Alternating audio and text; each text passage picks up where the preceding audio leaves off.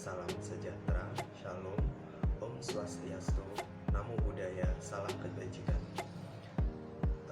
Pada kesempatan kali ini, pertama-tama izinkan saya untuk memperkenalkan diri. Nama saya Kusnul Anam, peserta Latsar CPNS Angkatan 43 Kelompok 3. Pada hari ini saya akan sedikit menjelaskan tentang wawasan kebangsaan dan nilai-nilai bela negara. Sebelum memasuki pokok bahasan utama, perlu mengulas sedikit sejarah pergerakan kebangsaan Indonesia. Seperti yang kita ketahui, tanggal 20 Mei diperingati sebagai Hari Kebangkitan. Yang menjadi latar belakang atas ditetapkannya tanggal 20 Mei sebagai Hari Kebangkitan adalah terbentuknya organisasi Budi Utomo pada tanggal 20 Mei 1908 di Jakarta. Kongres pertama Budi Utomo diadakan pada bulan Oktober 1908 di Gedung Sekolah Pendidikan Guru Yogyakarta dengan Wahidin Sudirohusodo yang saat itu bertindak selaku pimpinan sidang. Organisasi tersebut berkembang cukup pesat, di mana dalam kurun waktu 5 bulan sejak terbentuknya organisasi tersebut, jumlah anggota sudah mencapai kurang lebih 1.200 orang. Pada September 1909, anggota Budi Utomo sudah mencapai lebih dari 10.000 orang. Selanjutnya, kita juga memperingati Hari Sumpah Pemuda pada tanggal 28 Oktober. Yang menjadi latar belakang atas ditetapkannya tanggal tersebut sebagai Hari Sumpah Pemuda adalah Kongres Pemuda II yang dilaksanakan pada tanggal 28 Oktober 1928. Pada tanggal 2 Mei 1926 sebelumnya telah dilaksanakan Kongres Pemuda pertama. Kongres tersebut diikuti oleh beberapa perwakilan organisasi pemuda di Hindia Belanda saat itu, antara lain Jong Java, Jong Sumateranen-Bond, Jong Islamiten-Bond, Sekarukun, Jong Batak-Bond, Jong Studenteren, Budi Utomo, Indonesian Studi Club, dan Muhammadiyah. Muhammad Yamin saat itu menjadi ketua Jong Sumateranen-Bond menyampaikan sebuah resolusi setelah mendengarkan pidato dari beberapa peserta kongres berupa 3 klausul yang menjadi dasar dari Sumpah Pemuda tersebut, yaitu kami putra dan putri Indonesia mengaku bertumpah darah yang satu, tanah Indonesia. Kami putra dan putri Indonesia mengaku berbangsa yang satu, bangsa Indonesia. Kami putra dan putri Indonesia menjunjung bahasa persatuan, bahasa Melayu. Penggunaan bahasa Melayu yang diusulkan oleh Muhammad Yamin menjadi kontroversi saat Kongres Pemuda I. Barulah pada Kongres Pemuda kedua diganti menjadi bahasa Indonesia. Pada saat Kongres Pemuda II lah untuk pertama kalinya lagu kebangsaan Indonesia dikumandangkan. Selanjutnya kita juga memperingati Hari Proklamasi Kemerdekaan Indonesia pada tanggal 17 Agustus. Detik-detik proklamasi kemerdekaan Republik Indonesia saat itu diawali dengan menyerahnya Jepang kepada tentara sekutu pada tanggal 14 Agustus 1945.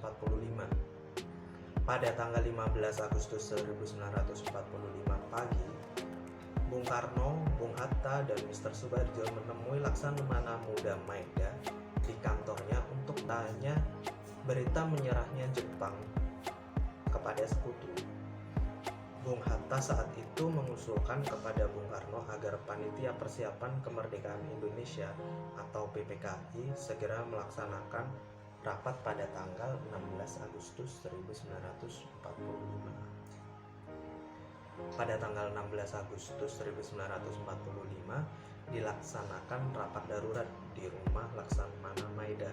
Salah satu tujuan rapat tersebut adalah perumusan teks proklamasi. Setelah teks proklamasi tersebut disepakati panitia kecil, Bung Karno mulai membuka sidang. Bung Karno berulang kali membacakan teks proklamasi tersebut.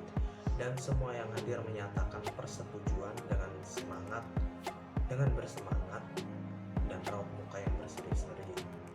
Bung Hatta kemudian menyampaikan agar semua hadirin yang hadir saat itu untuk menandatangani teks proklamasi tersebut. Tiba-tiba Soekarno maju dan dengan lantang berkata, bukan kita semua yang hadir di sini harus menandatangani naskah itu.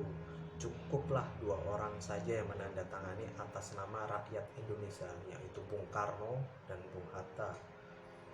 Pada tanggal 17 Agustus 1945 esoknya, pada pukul 10 pagi, teks proklamasi dibacakan di depan rakyat Indonesia di halaman rumah Bung Karno saat itu di Jalan Pegangsaan Timur nomor 56. Dan saat itulah sangsaka merah putih dikibarkan dan lagu kebangsaan Indonesia Raya dikumandangkan sebagai pertanda Indonesia telah menjadi negara merdeka dan berdaulat. Oke, kita mulai masuk ke pembahasan utamanya, yaitu wawasan kebangsaan. Sebelumnya kita harus tahu apa sih wawasan kebangsaan itu. Wawasan kebangsaan itu sendiri adalah cara pandang bangsa Indonesia dalam rangka mengelola kehidupan berbangsa dan bernegara yang dilandasi oleh jati diri bangsa dan kesadaran terhadap sistem nasional yang bersumber dari Pancasila, Undang-Undang Dasar tahun 1945, NKRI, dan Bhinneka Tunggal Ika demi mencapai masyarakat yang adil, yang aman, adil, makmur, dan sejahtera. Menurut Profesor Muladi, Gubernur Lemhanas RI, menyampaikan bahwa wawasan kebangsaan adalah cara pandang bangsa Indonesia mengenai diri dan lingkungannya, mengutamakan kesatuan dan persatuan wilayah dalam penyelenggaraan kehidupan bermasyarakat, berbangsa, dan bernegara. Adapun 4 konsensus dasar berbangsa dan bernegara. Sebelumnya, apa sih konsensus itu? Konsensus itu adalah sebuah kata yang bermakna kesepakatan bersama atau kebulatan suara. Menurut Yudi Latif, PhD, setiap bangsa harus memiliki suatu konsepsi dan konsensus bersama menyangkut hal-hal fundamental bagi keberlangsungan, keutuhan, dan kejayaan bangsa yang bersangkutan. Adapun 4 konsensus dasar berbangsa dan bernegara itu sendiri adalah, yang pertama adalah Pancasila. Pancasila secara sistematik disampaikan pertama kali oleh Bung Karno di depan sidang BPUPKI pada tanggal 1 Juni 1945. Menurut beliau, Pancasila merupakan suatu fundamen filsafat, pikiran yang sedalam-dalamnya, merupakan landasan atau dasar bagi negara merdeka yang akan didirikan. Selain berfungsi sebagai landasan bagi kokoh tegaknya negara dan bangsa, Pancasila juga berfungsi sebagai bintang pemandu, sebagai ideologi nasional, sebagai pandangan hidup bangsa, sebagai perekat atau pemersatu bangsa, dan sebagai wawasan pokok bangsa Indonesia dalam mencapai tujuan dan cita-cita nasional. Yang kedua adalah Undang-Undang Dasar 1945. Naskah Undang-Undang Dasar 1945 dirancang sejak 29 Mei sampai dengan 16 Juli 1945 oleh Badan Penyelidik Usaha Persiapan Kemerdekaan Indonesia atau BPUPKI. Gagasan dasar dalam membangun negara Indonesia adalah konstitusionalisme dan paham negara hukum. Di dalam negara-negara yang mendasarkan dirinya atas demokrasi konstitusional, Undang-Undang Dasar memiliki fungsi yang khas, yaitu membatasi kekuasaan pemerintahan yang sedemikian rupa sehingga penyelenggaraan kekuasaan tidak bersifat sewenang-wenang. Dengan demikian diharapkan hak-hak warga negara terlindungi. Gagasan inilah yang dinamakan konstitusionalisme. Undang-Undang Dasar Negara Republik Indonesia tahun 1945 itu sendiri adalah konstitusi dan sumber hukum tertinggi yang berlaku di Republik Indonesia. Undang-Undang Dasar 1945 menjadi perwujudan dari dasar negara Indonesia, yaitu Pancasila, yang disebutkan dalam pembukaan Undang-Undang Dasar 1945. Yang ketiga adalah Bhinneka Tunggal Ika. Bhinneka Tunggal Ika Tan Hana Dharma Mangrua dilontarkan secara lebih nyata pada masa Majapahit sebenarnya, dan telah dimulai sejak masa Wisnuwardana. Pengertian Bhinneka Tunggal Ika sebagai semboyan negara lebih ditekankan pada perbedaan bidang kepercayaan juga keanekaragam agama dan kepercayaan di kalangan Majapahit kala itu.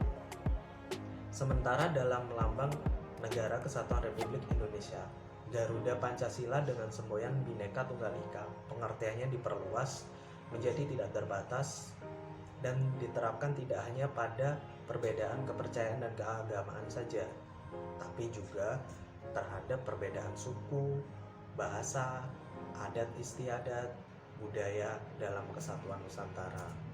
Dan yang terakhir adalah NKRI atau Negara Kesatuan Republik Indonesia. Keberadaan Negara Kesatuan Republik Indonesia tidak dapat dipisahkan dari peristiwa proklamasi kemerdekaan pada tanggal 17 Agustus 1945. Karena melalui peristiwa proklamasi tersebutlah bangsa Indonesia berhasil mendirikan negara sekaligus menyatakan kepada dunia luar atau bangsa lain bahwa saat ini telah ada negara baru, yaitu Negara Kesatuan Republik Indonesia. Dan tujuan NKRI seperti yang tercantum dalam pembukaan Undang-Undang Dasar 1945 alinea 4 meliputi apa saja: melindungi segenap bangsa dan seluruh tumpah darah Indonesia, memajukan kesejahteraan umum, mencerdaskan kehidupan bangsa, dan ikut melaksanakan ketertiban dunia berdasarkan kemerdekaan, perdamaian abadi, dan keadilan sosial. Seperti itulah empat konsensus dasar berbangsa dan bernegara. Selanjutnya adalah sarana pemersatu. Adapun sarana pemersatu berbangsa dan bernegara yang pertama adalah bendera. Dalam Undang-Undang Republik Indonesia Nomor 24 Tahun 2009 tentang bendera, bahasa dan lambang negara serta lagu kebangsaan, pada pasal 1 ayat 1 disebutkan bendera Negara Kesatuan Republik Indonesia yang selanjutnya disebut bendera negara adalah sang merah putih. Yang kedua adalah bahasa. Bahasa yang dinyatakan sebagai bahasa resmi negara dalam pasal 36 Undang-Undang Dasar Negara Kesatuan Republik Indonesia tahun 1945 bersumber dari bahasa yang diikrarkan dalam Sumpah Pemuda tanggal 28 Oktober 1928 sebagai bahasa persatuan yang dikembangkan sesuai dengan dinamika peradaban bangsa. Hal itu juga tertuang pada Undang-Undang Republik Indonesia Nomor 24 Tahun 2009 tentang bendera, bahasa, dan lambang negara serta lagu kebangsaan pada pasal 29 ayat 1. Bahasa Indonesia juga berfungsi sebagai jati diri bangsa, kebanggaan nasional, sarana pemersatu berbagai suku bangsa, serta sarana komunikasi antar daerah dan antar budaya daerah. Selanjutnya yang ketiga adalah lambang negara. Lambang Negara Kesatuan Republik Indonesia yang selanjutnya disebut lambang negara adalah Garuda Pancasila dengan semboyan Bhinneka Tunggal Ika. Dan yang terakhir sebagai sarana pemersatu adalah lagu kebangsaan. Dalam undang-undang yang sama juga pada pasal 58 ayat 1 disebutkan lagu kebangsaan adalah Indonesia Raya yang diubah oleh Wage Rudolf Supratman. Kesimpulannya adalah selain sebagai pemersatu, keempat simbol tersebut merupakan jati diri bangsa dan identitas negara kesatuan Republik Indonesia. Selain itu, keempat simbol tersebut menjadi cerminan kedaulatan negara di dalam tata pergaulan dengan negara-negara lain dan menjadi cerminan kemandirian dan eksistensi negara Indonesia yang merdeka, bersatu, berdaulat, adil, dan makmur. Selanjutnya kita masuk pada nilai-nilai bela negara.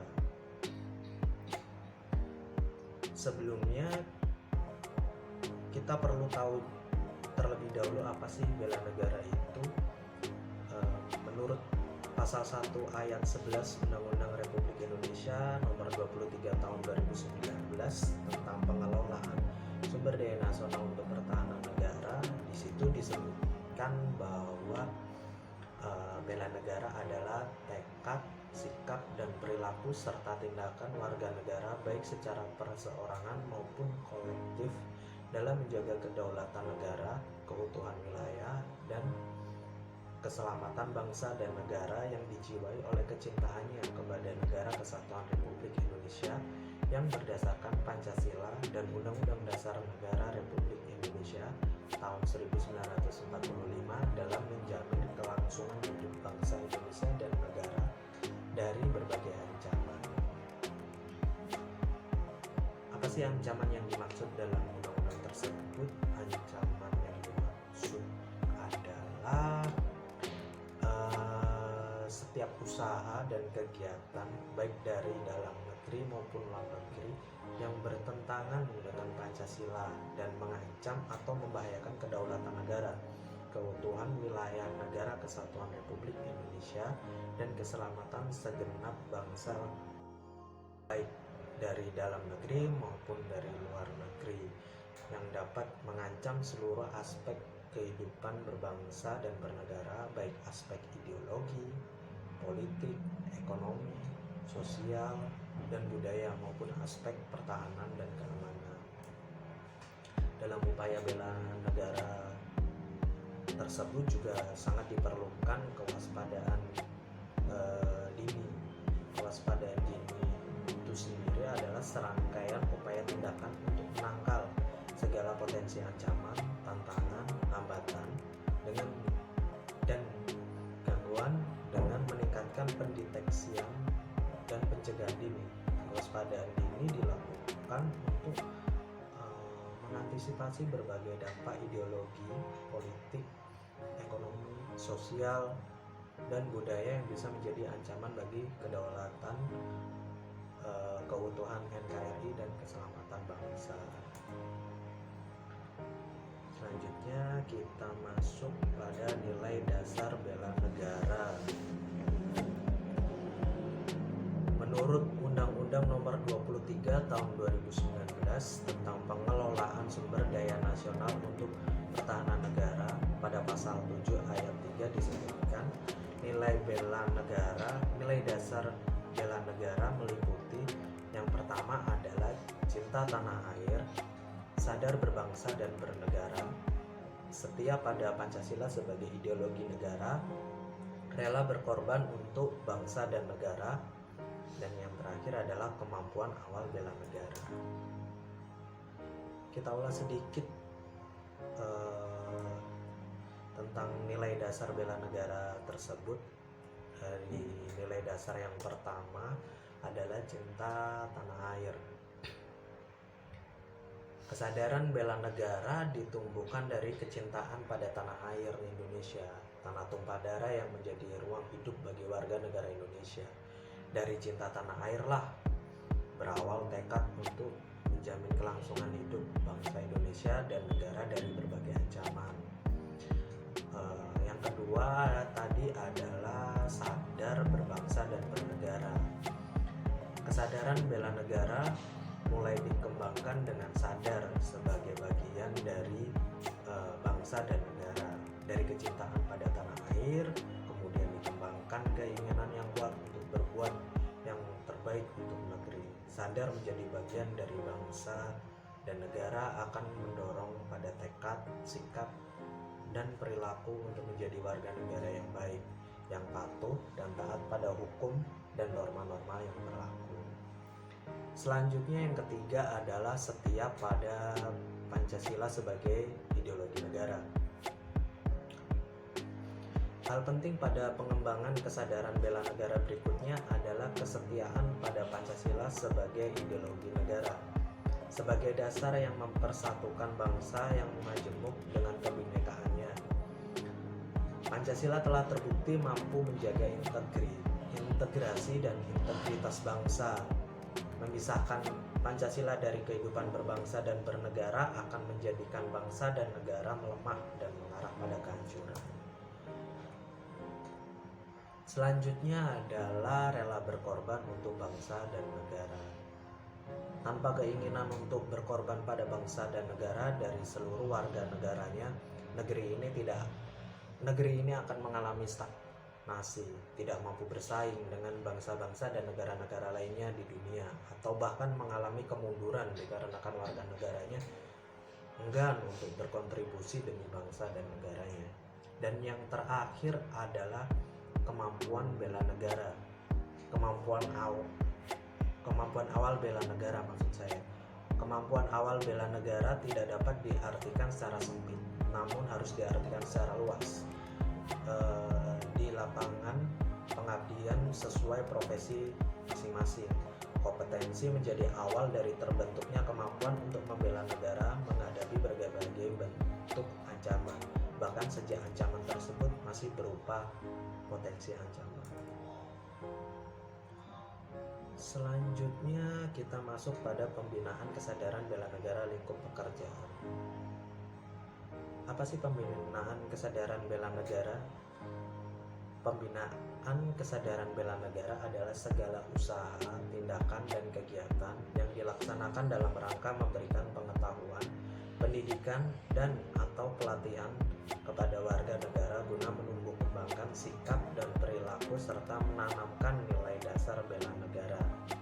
Sedangkan pembinaan kesadaran bela negara lingkup pekerjaan itu sendiri adalah pembinaan kesadaran bela negara yang ditujukan bagi warga negara yang bekerja pada lembaga negara, kementerian atau lembaga pemerintah, non-kementerian, dan pemerintah daerah, TNI, Kepolisian Negara Republik Indonesia, BUMN, BUMD, badan usaha swasta, dan badan lain sesuai dengan ketentuan peraturan perundang-undangan tentunya.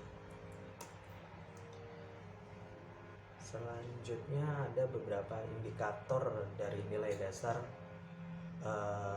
bela negara.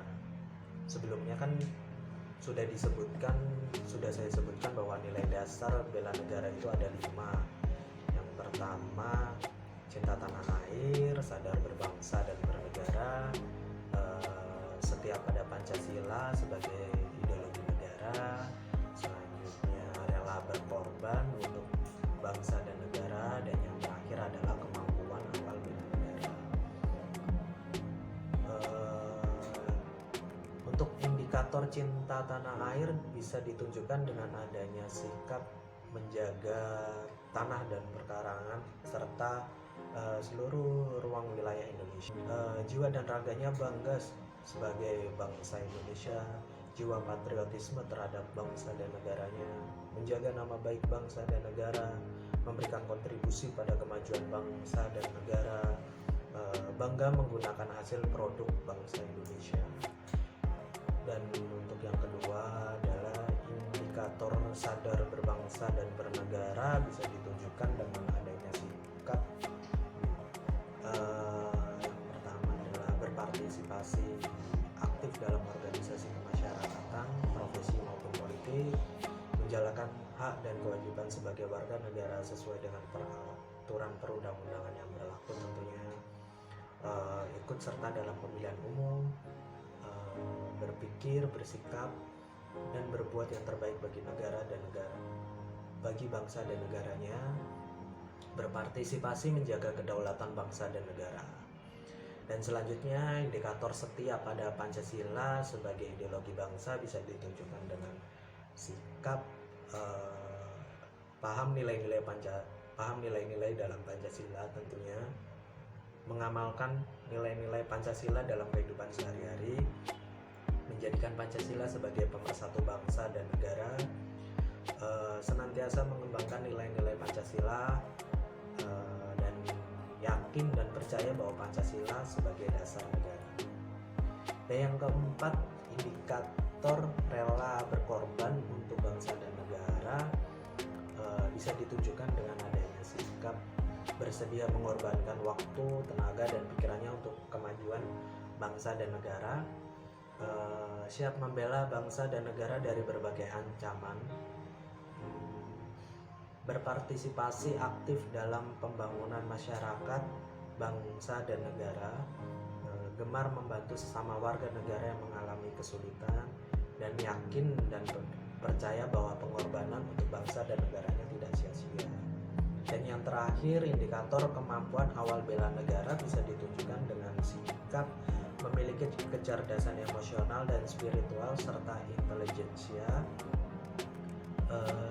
senantiasa memelihara jiwa dan raga, senantiasa bersyukur dan berdoa atas kenikmatan yang telah diberikan Tuhan Yang Maha Esa, gemar berolahraga, senantiasa menjaga kesehatan. Dan selanjutnya subpokok bahasanya kita masuk pada aktualisasi kesadaran bela negara bagi ASN. Bela negara dilaksanakan atas dasar kesadaran warga negara serta keyakinan pada kekuatan sendiri yang ditumbuh kembangkan melalui usaha bela negara. Usaha bela negara bertujuan untuk memelihara jiwa nasionalisme warga negara dalam upaya pemenuhan hak dan kewajibannya terhadap bela negara yang diwujudkan dengan pembinaan kesadaran bela negara demi tercapainya tujuan dan kepentingan nasional. Adapun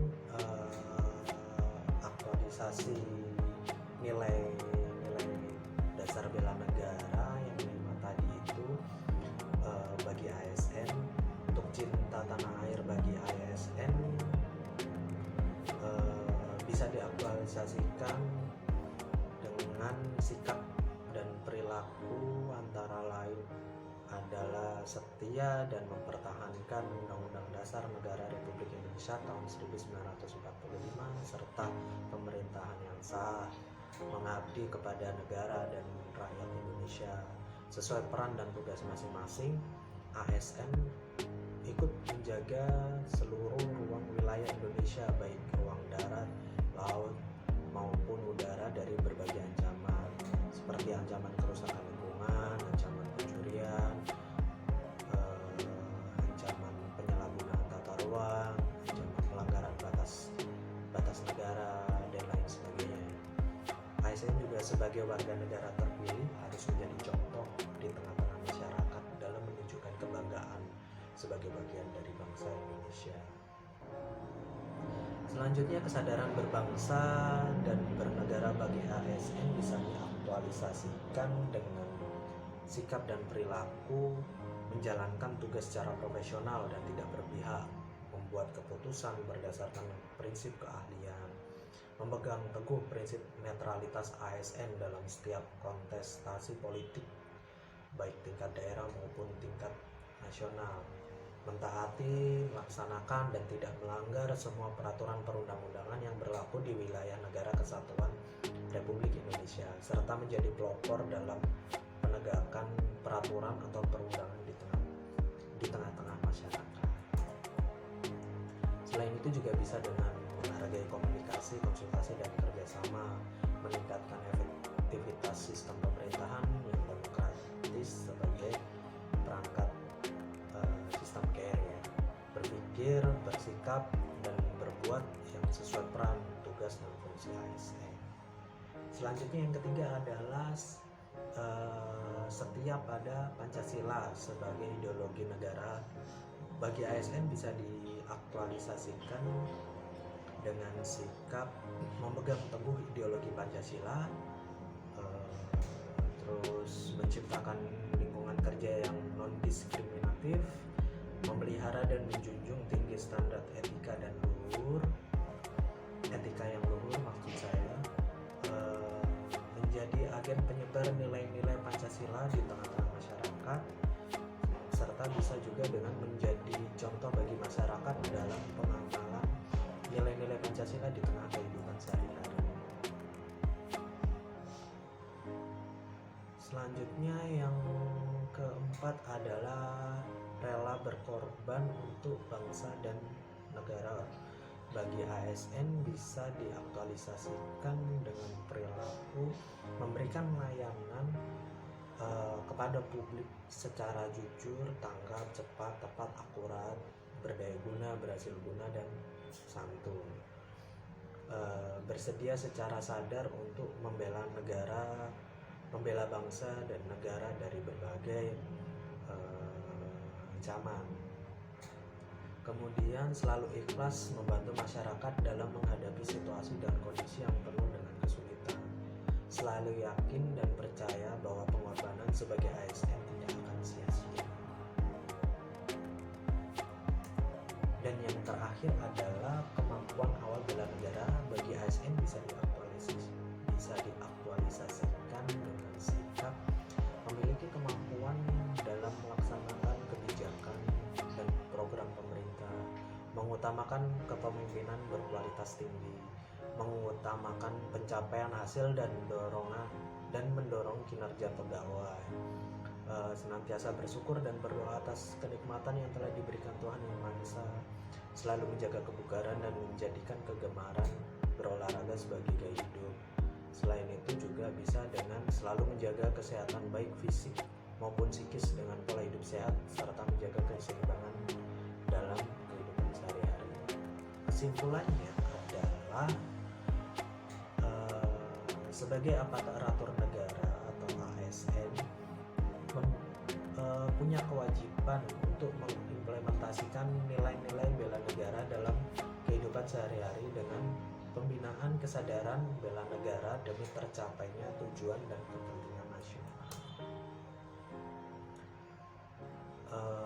Wawasan kebangsaan sudah, nilai-nilai bela negara sudah, saya akan memberi sedikit tambahan tentang sistem administrasi Negara Kesatuan Republik Indonesia.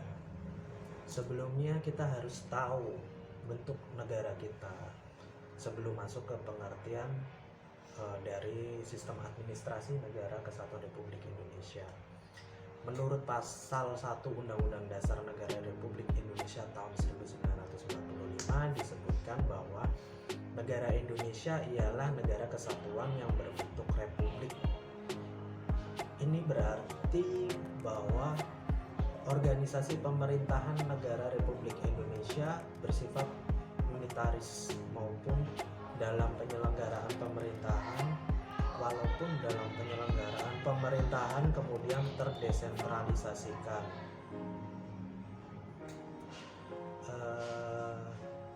Indonesia adalah tempat meleburnya berbagai keragaman yang kemudian bertransformasi menjadi identitas baru yang lebih besar bernama Indonesia. Indonesia itu sendiri adalah konstruksi masyarakat modern yang tersusun dari kekayaan sejarah, sosial, budaya, ekonomi, politik, dan ideologi yang tersebar di bumi Nusantara. Selanjutnya kita masuk pada pengertian sistem administrasi Negara Kesatuan Republik Indonesia. Apa sih sistem administrasi Negara Kesatuan Republik Indonesia? Sistem administrasi Negara Kesatuan Republik Indonesia itu adalah administrasi negara sebagai sistem yang dipraktekkan untuk mendukung penyelenggaraan NKRI agar upaya bangsa Indonesia dalam mewujudkan cita-cita dan tujuan bernegara dapat terlaksana secara berdaya guna dan berhasil guna. Dalam posisi dan perannya sebagai sistem penyelenggara negara, sistem administrasi Negara Kesatuan Republik Indonesia mewadahi keseluruhan sistem dan proses kehidupan bernegara dan berinteraksi dengan sistem-sistem yang terdapat di dalam bidang kehidupan tersebut seperti sistem sosial, budaya, politik, ekonomi, hukum, pertahanan dan keamanan, dan sebagainya.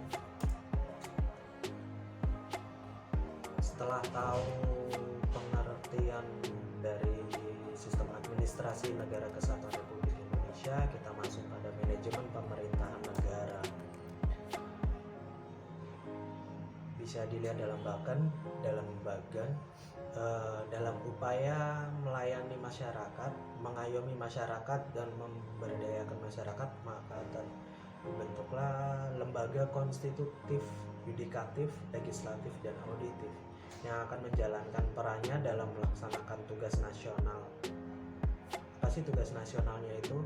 Tugas nasionalnya itu sendiri adalah melindungi segenap bangsa dan tumpah darah Indonesia, memajukan kesejahteraan umum, mencerdaskan kehidupan bangsa, ikut melaksanakan ketertiban dunia demi terwujudnya cita-cita atau tujuan nasional, yaitu negara Indonesia yang merdeka, bersatu, berdaulat, adil, dan makmur. Sekarang kita masuk pada pembahasan peran ASN, aparatur sipil negara. Untuk mewujudkan tujuan nasional dibutuhkan pegawai aparatur sipil negara. Pegawai ASN diserah tugas untuk melaksanakan tugas pelayan publik, dilakukan dengan memberikan pelayanan atas barang, jasa, dan atau pelayanan administratif yang disediakan pegawai ASN. Yang kedua adalah tugas pemerintahan, dilaksanakan dalam rangka penyelenggaraan fungsi umum pemerintahan yang meliputi pendayagunaan, kelembagaan, kepegawaian, dan ketatalaksanaan. Yang ketiga adalah tugas pembangunan tertentu, dilakukan melalui pembangunan bangsa serta melalui pembangunan ekonomi dan sosial yang diarahkan meningkatkan kesejahteraan dan kemampuan seluruh masyarakat. Demikian yang bisa saya sampaikan terkait wawasan kebangsaan dan nilai-nilai bela negara. Atas kurang lebihnya saya